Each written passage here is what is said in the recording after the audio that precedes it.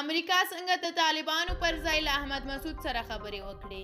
دا چې هغه ته تازه څه ویلي دي دا کولی شئ دې ویډیو کې وګورئ او زموږ د راتلونکو ویډیوګانو لپاره یوټیوب چینل سبسکرایب کړئ.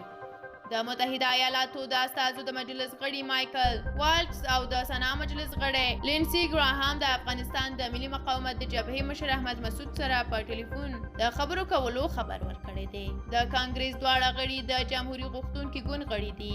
ښاغلي والټس او ښاغلي ګراهام د چهارشنبې په ورځ د سپټمبر په 22مه په یوې ګډې اعلامیې کې ویلي دي چې د ښاغلي مسعود نه د بشري حقونو د دفاع او د طالبانو پر ضد د درېدو په خاطر د هغه ستاینه کړې. په اعلامیې کې دا نه دی ویل شوي چې دا ټلیفوني خبرې څه وخت شوي او دا هم پکې نه دی ویل شوي چې د دې خبرو پر وخت ښاغلی مسعود په افغانستان کې و که په بهر کې. خو د دې ګډې اعلامیې نه لږ وړاندې د امریکا یوې مطبوعاتي ادارې په یو راپور کې وویل چې احمد مسعود او امرالله صالح دواړه تاجکستان ته تللي دي.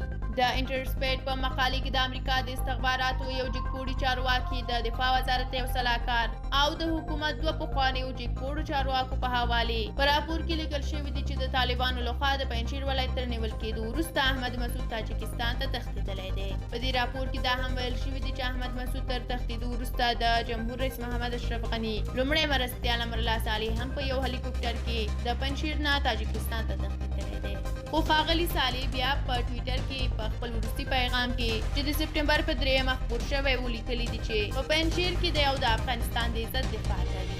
اخوا بیا د ملي جبهې د بهرنیو اړیکو مسؤل میثم نظري د انټرسپیټ خپرونې ته ویلي دي چې ښاغلی مسعود لا هم په افغانستان کې دی. خو نظري د دې راپور په هکله د امریکا غږ اړیکو ته ځواب ونه وایه.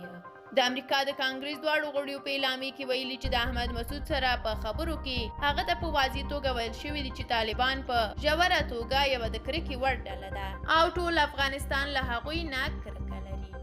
ډیره زیاته مننه چې دا ویډیو مو تر پایه ولیده. د لا ډیرو لپاره زموږ سوله افغان یوټیوب چینل در سره سبسکرایب کړئ. پخوانۍ ویډیوګانې مو هم در سره وګورئ او په دې اړه خپل نظریات هم را سره په کومنټ کې شریک کړئ. زموږ د نورو ویډیوګانو په تمه اوسئ. تر بیا